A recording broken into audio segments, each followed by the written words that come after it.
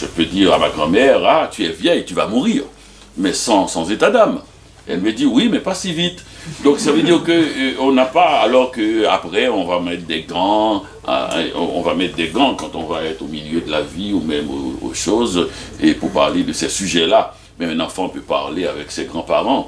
Et c'est pourquoi c'est la première grande rupture de la vie d'un enfant, c'est la perte de ses grands-parents, c'est-à-dire des compagnons de réflexion, de toutes sortes de choses. Et c'est un peu ça, et ce livre-là, quand j'ai quitté Petit Goâve, après avoir vécu cette fois-ci dans les rues de Petit Goâve, et avec mes amis, dans le charme des après-midi sans fin, et que j'ai voulu... à Miami, revoir ma grand-mère, donc j'ai écrit L'odeur du café, ensuite, après sa mort, j'ai écrit Le charme des après-midi sans fin. Donc ça veut dire que c'est les moments les plus riches de ma vie où ma sensibilité s'est construite en regardant la nature, les paysages qui m'entourent, en observant la beauté en mouvement, celle d'une libellule par exemple, l'élégance de la libellule, la grâce du papillon, j'avais du temps et pour observer ça, et les fourmis qui sont un peu, enfin, qui me rappellent une classe ouvrière sans syndicat, parce qu'elles sont toujours en train de courir à droite et à gauche. Je me suis demandé que fait le syndicat des fourmis. C'est incroyable, et puis cette façon, et on voit qu'elles sont bâties en communiste, toute la même forme, les grosses fesses, et puis tout ça. Donc j'avais ce monde-là que je pouvais, et je n'avais aucune emprise sur la nature, mais je pouvais à l'observer et savoir comment elle se comporte. Et comme j'étais un enfant fiévreux et avec une grand-mère tolérante, je pouvais avoir la fièvre même quand je ne l'avais pas, et pour rester à ses pieds. Et donc j'observais et je voyais que la pluie, quand elle tombait, elle arrivait, et que les gens se réfugiaient sur le porche de la maison d'en face. Je savais que jamais la pluie n'a dépassé la 36e rangée de briques. Donc, ce sont des savoirs inutiles qui ne s'offrent qu'aux gens qui ont du temps. Une vieille dame qui boit son café sur la galerie, et comme ça, ou un petit garçon qui observe les fourmis.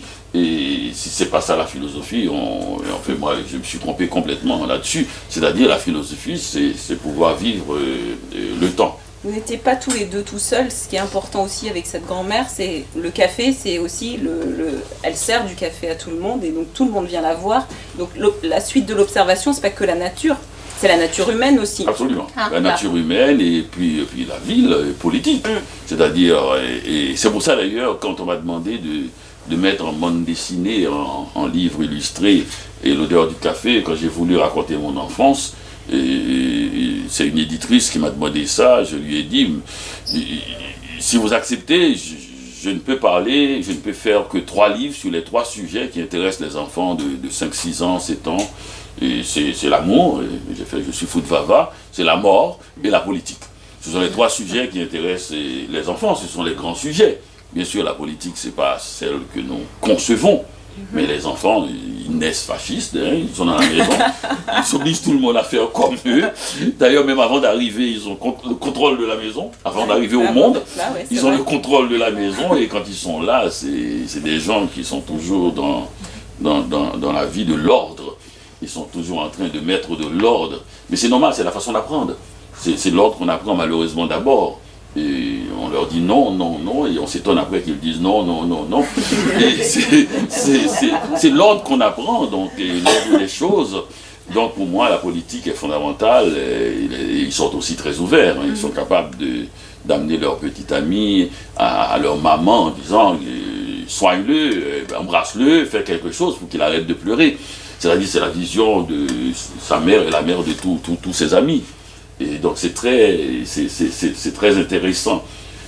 Alors, mais à Petit Goâve, comme en Haïti à cette époque, les enfants n'avaient pas le droit de parole. Et parce qu'il y a un temps d'initiation. C'est-à-dire, c'est pas théorisé. Mais on dit, regarde pas les adultes quand ils vous parlent, et puis ne répondez pas, ne parlez pas. Et ce temps, je trouve, est excellent. D'ailleurs, je le retrouve à l'académie où il fait passer 6 mois sans parler. le temps de vieillir. Non, mais c'est un temps d'observation qui m'a permis, moi, de me rappeler avec beaucoup de chaleur et assez rapidement des choses qui ont, disons, illuminé et même nourri mon enfance. Et parce que précisément, j'étais l'observateur. J'étais l'observateur, et qu'est-ce qu'un écrivain? C'est ça, l'auteur. Ouais. J'étais l'observateur, et le narrateur, c'était ma grand-mère, et qui faisait les dialogues avec les gens qui passaient, en leur offrant du café, du bon café. Et qui m'a appris, par exemple, j'ai raconté ça, qui m'a appris, par exemple, à ne pas mettre forcément le mot café et pour faire apparaître le café. C'est-à-dire, on peut décrire le goût de quelque chose sans être obligé de dire le café, ça a un bon goût, quelque chose comme ça. Et c'est en observant les relations. Quand le café est bon, et celui qui a bu le café, on lui a donné la tasse de café, séparée par le petit pont qui permet de monter dans la maison, et il le prend en 3 gorgées, je ne sais pas, 2 rapides, 1 longue, et soulève légèrement son chapeau sur la tête pour saluer et le café qu'il vient de boire et remercier ma grand-mère. Donc ce geste de soulever légèrement le chapeau, pas trop haut, hein, c'est pas un truc politique là, c'est pas un Auchan, un gouvernement, c'est une élégance raffinée, légère, et qui fait partie de ce qu'on appelle la courtoisie paysanne. C'était les paysans qui passaient devant chez moi le plus souvent, et qui soulèvent et saluent le café et la personne qui a donné le café. Et pour moi, je peux juste décrire ce geste, après avoir dit mot le café avant, et on sait qu'il s'agit de bon café. Ouais, qu'il est bon. Donc j'apprends à écrire, et j'apprends à écouter les dialogues. J'apprends aussi que, en décrivant la relation que ma grand-mère a avec les gens qui passent, et avec le petit lien qui est la tasse de café, qui pourrait être un encrier, parce que les deux sont noirs, et c'est deux carburants. Donc c'est 2 carburants, et la cafetière serait dans les 1001 nuits, là où se trouve le génie, avec la petite fumée, et qui sort. Donc on avait, et donc là encore, je suis dans la mythologie universelle. Je ne suis pas, en décrivant un petit goave, je ne décris pas du tout et une petite ville avec sa couleur locale dans ma tête, je décris l'universelle condition humaine. C'est-à-dire ma grand-mère, en donnant du café à quelqu'un, ce qui lui délie la langue, et lui fait parler de ce qui lui arrive, et en stockant ces informations, en les redistribuant aux gens qui passent, genre, vous savez, Absalom a son fils qui est malade, vous devriez aller voir, il ne vous dira pas, c'est un homme discret. Et donc, en se faisant circuler l'information, comme ça, devant, sans bouger de sa maison, mais si ce n'est pas ça, écrire un livre, c'est un écrivain qui s'assoit à son bureau, qui ne bouge pas. Et d'ailleurs, la première qualité de l'écrivain, c'est d'avoir de bonnes fesses. Qui ne bouge pas et qui fait par l'encre, et qui fait circuler, qui relie, le liant c'est l'encre, qui relie un peu et tout un univers et tout un monde. Il suffit que la plume, qu'il n'y a plus d'encre, pour qu'il se lève. Pour les machines soient un peu en panne, pour qu'il se lève. Donc on voit bien que c'est l'encre qui fait tout ça. Donc je l'ai compris. Les dialogues, j'ai compris comment ma grand-mère parle, c'est Socrate, visiblement. C'est-à-dire que la conversation est toujours chargée d'une information préalable. Elle sait bien, quand elle demande à Absalom, c'est souvent des femmes qui portent le nom de leur mari, on les appelle directement.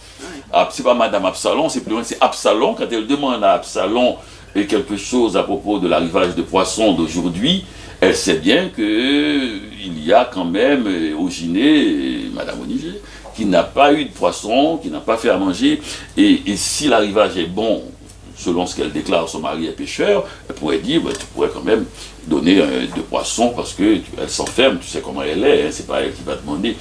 En fait, il y a tout un mouvement, un grouillement, et qui m'a fait, une fois d'ailleurs à Montréal, il y a un parti politique que j'aime bien, Québec solidaire, et qui m'avait demandé de faire partie, comme je ne fais partie d'aucun parti, et je lui ai dit, tout ce que je peux vous offrir, c'est une tasse de café.